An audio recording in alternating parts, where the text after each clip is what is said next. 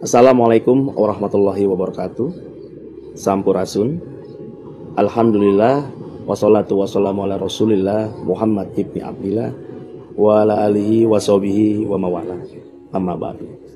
Wa qala Allahu ta'ala fil Qur'anil Karim wa huwa astaqul qailin. A'udzu billahi minasyaitonir rajim. Bismillahirrahmanirrahim. Inna a'tainakal kautsar fasholli lirabbika wanhar inna syani'aka wal abtar.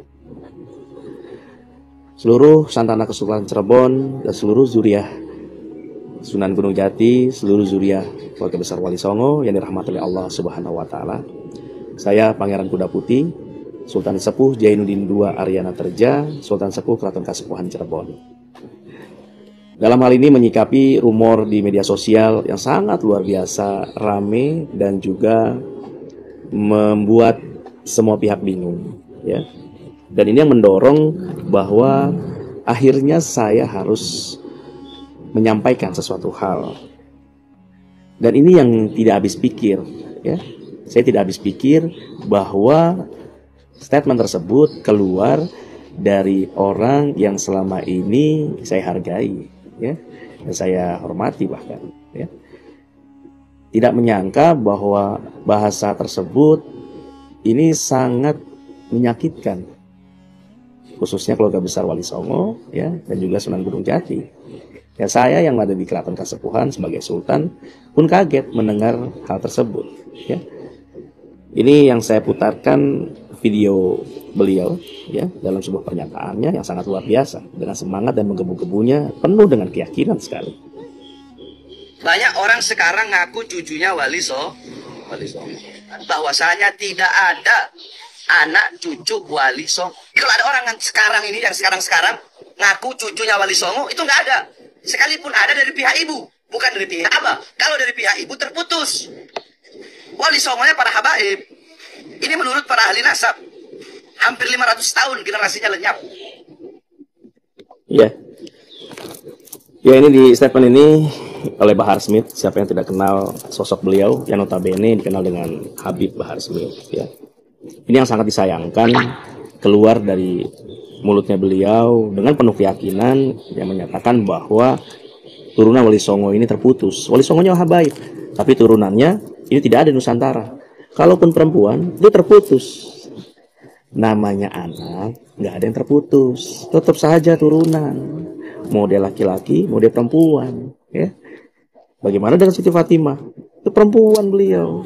Lalu bagaimana dengan Imam Husain dan Hasan? Dari siapa? Kepada baginda Rasulullah? Dari ibu. Jadi mau dia anak laki-laki, mau anak perempuan, ya, saya pribadi menganggap tidak ada yang terputus. Masa kita punya anak perempuan kita bilang itu bukan anak kita, terputus dia dari kita. Kalau anak laki-laki aja yang kita akui, wah, ini sama aja zaman jahiliyah kalau kayak begitu, ya. Jadi bagi kita kalau ke Wali Songo tidak ada yang membedakan antara anak laki-laki dan perempuan, ingat itu. Lalu, ya, Kesultanan Cirebon, Keraton Kasepuhan, ini sultannya masih ada. Ada Kasepuhan, ada Kanoman, ini sultan-sultannya masih ada. Belum lagi di Kesultanan Banten, turunannya ada dari Sultan Maulana Hasanuddin.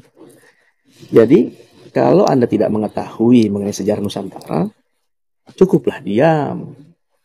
Janganlah menggebu-gebu, seakan-akan Anda yakin dengan statement Anda. Kesultanan kami jauh lebih dulu ada dibandingkan badan nasab yang Anda percayai, ya. Kami punya kitab-kitab tua bagaimana susunan nasab dari mulai Kanjeng Sunan sampai ke kita, dan itu terjaga dengan baik. Kalau di keraton namanya ada babon keraton, ada babon silsilah, ada akte lahir dari keraton yang menyatakan bahwa seseorang tersebut tersambung kepada Kanjeng Sunan, baik dari jalur laki-laki maupun jalur dari perempuan. Itu ada kita akte lahir keratonnya disebut babon keraton.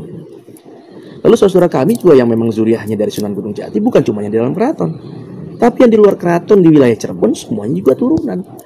Banyak ulama-ulama besar di Cirebon sana yang notabene masih turunan Sunan Gunung Jati. Seperti keluarga besar di Pondok Pesantren Benda, Pondok Pesantren Buntet, Ciwaringin, Kempek, dan juga yang lainnya. Dari Trusmi, ya, banyak. Jadi turunan Sunan Gunung Jati ini terjaga dengan baik kenasapannya.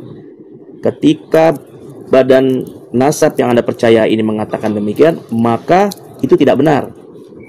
Wali Songonya habaib, tapi turunannya tidak ada. Ini merupakan fitnah yang sangat luar biasa.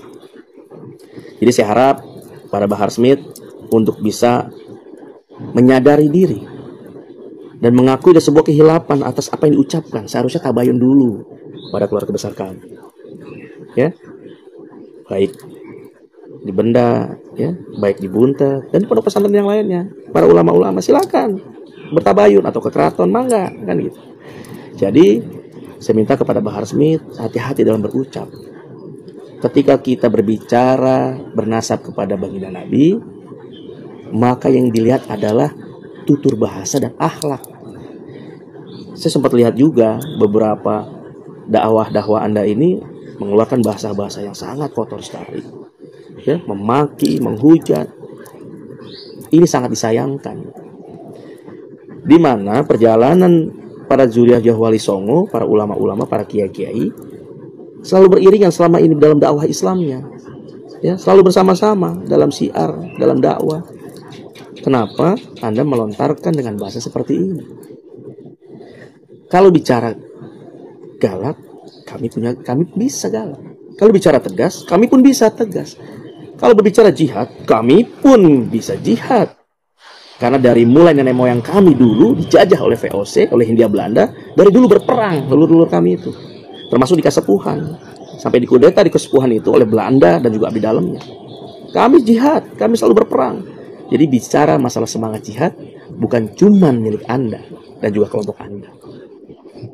Saya, Sultan Sepuh di Keraton Kasepuhan, angkat bicara dikarenakan ini sesuatu hal yang sangat fatal sekali, memicu konflik besar antara turun Wali Songo dan para habaib. Ini efeknya. Yang rugi siapa? Islam yang akan rugi, terpecah. Lalu untuk kepentingan siapa? Untuk kepentingan siapa?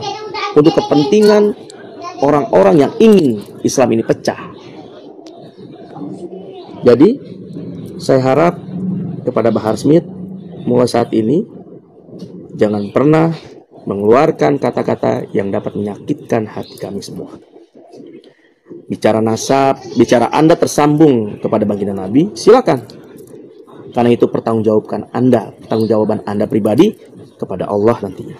Begitu juga kami, para turunan-turunan Wali Songo yang memang kami ini tersambung kepada Kanjeng Sinun, Gunung Jati, dan juga para Wali Songo yang lainnya, yang juga tersambung kepada baginda Nabi, maka pertanggungjawabannya juga pada diri kami masing-masing di hadapan Allah. Jadi jangan pernah menyakitkan hati.